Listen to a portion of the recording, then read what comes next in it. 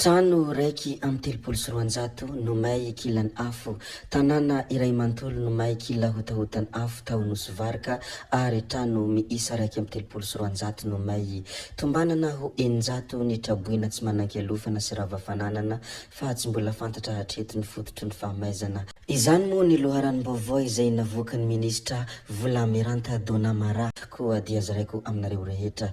Tompoko vavy sy tompoko lahy, milohany hidirantsika amin'ny resaka izay ataontsika moa dia mbola toy ny mahazatra ary efa fantatra anareo, azadino ny miabone ny chaîne-natsika, azadino ihany koa ny manao j'aime ny video ary aza adinona ny mametraka ny komantera.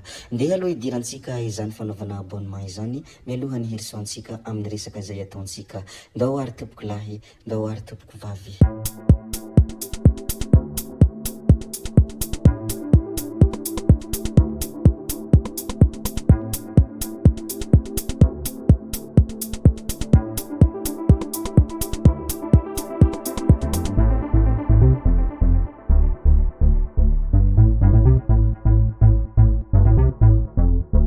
Nampametra panontaniana olona indraindray ity zava-mitranga any Alaska ity, ka ny fanontaniana izay napetraky ny maro moa dia ny hoe ahoana raha ao a Madagasikara no misy tranga toy ity, tena ahitana vahaolana ve amin'ny resaka fahatapahan-jiro.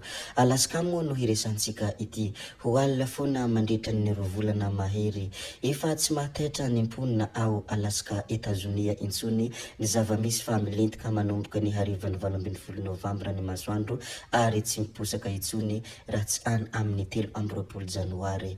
Midika izany fa alina foana any antoerana mandritra ny 13 andro na hoe rovolana mahery kely eo. Izany zava-mitranga izany moa no atao hoe nuit polaire, izany hoe toerana maro no ahitana tranga tahaka izany fa ny ao Alaska no tena malaza. Maharitra enim-bolana tsy mahita masoandro ny faritra sasany fa miaina ny tontolon'ny alina.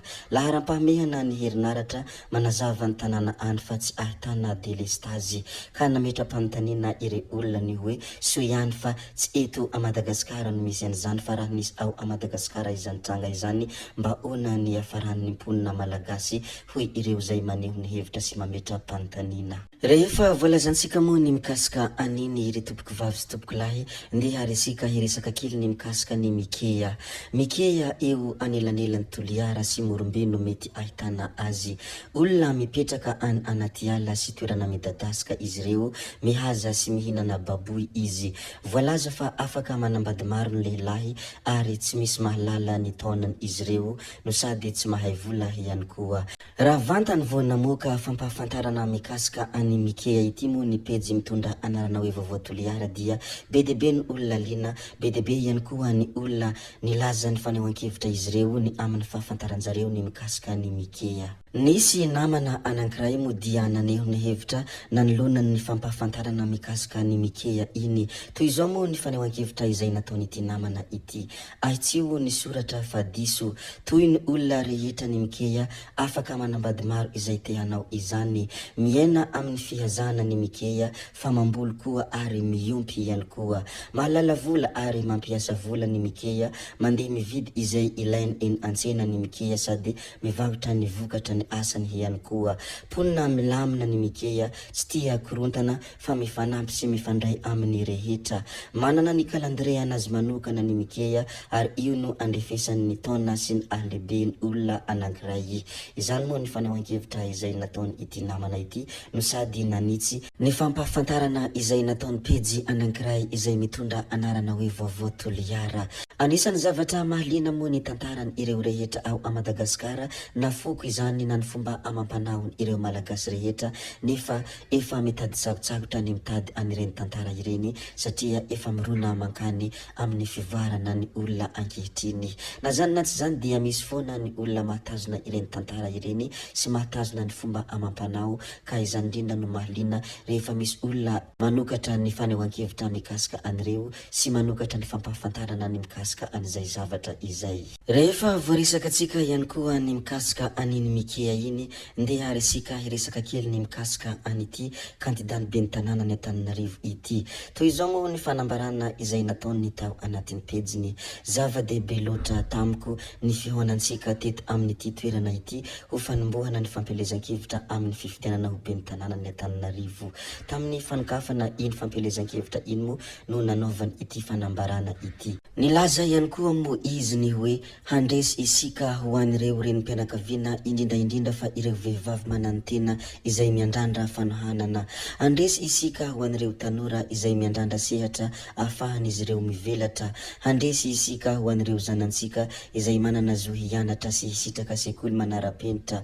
Handresy isika ho an'ireo rehetra miezaka mafy milofo mba hanana antom-pivelomana izay miandrandra fanohanana sy ny fampivoarana. Handresy isika ho any Antananarivo ary handresy isika ho an'ny vahoaka ny Antananarivo satria ahy anao ary antsika rehetra ny Antananarivo nohon' izany dia fidio ary lala laharana fahafito ho ity kandida nilatsaka ho fidiana ben'ny tanàna ao Antananarivo renivohitra ity. Izany moa ny fanambarana izay nataony ary anisany ankafaliana sy ampitiavana be moa izy nandefa an'ity hafatra ity ny tao anatin'ny pejiny ary izahay ihany koa ankafaliana sy ampitiavana be mizara izany aminareo rehetra ato anatin'ity saina ity. Rehefa voalazantsika moa ny mikasika an'izay ry tompoko vavy sy tompoko lahy, ndeha ary isika hilaza ny zavatra hafa indray izay tokony tsara ho fantatra sy ireo rehetra izay tokony ampahafantarina foana.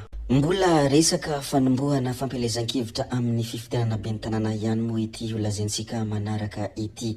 Fanombohany fampelezan-kevitra fifidianana ben'ny tanàna tany amin'ny fokontanin'ny Ambondrona, komina Rirala Lafaratsiro no nanomboka ny fampelezan-kevitra ho fampandaniana ny kandida Ravalohery Izahay Omaly Maraina hoy ity ramatoa ity ny tamin'iny androny fanombohana ny fampelezan-kevitra iny. Nampahafantariny ampahabe-maso moa ny hoe izy no kandida ny vovonana isika rehetra miaraka amin'ny Andry Rajoelina na hoe Irmara izay mitondra laharana faha-efatra ao amin'ny bulletin tokana. Mankasitraka ny mponina Ambondrona namaliny antso hoy ity ramatoa ity izay nanome fankasitrahana sy teny fisaorana ho any ireo vahoakany Ambondrona fa raha tsy tanànako valibabena fitiavana fa tsy fankahalana hatrany hoy ity ramatoa ity.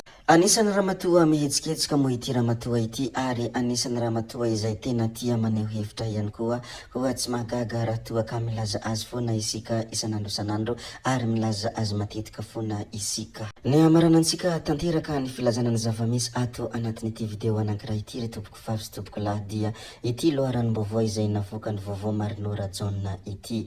Ny androny 20 Novambra 2024 no nisokatra ny tampio-tazana letisia ho an'ny distrikany Andapa. Ny any Sambava kosa mety ho any amin'ny volana Desambra any ho any satria anisan'ny zavatra tsara ho fantatra moa izay ary anisan'ny zavatra tsara ampahafantarina ihany koa.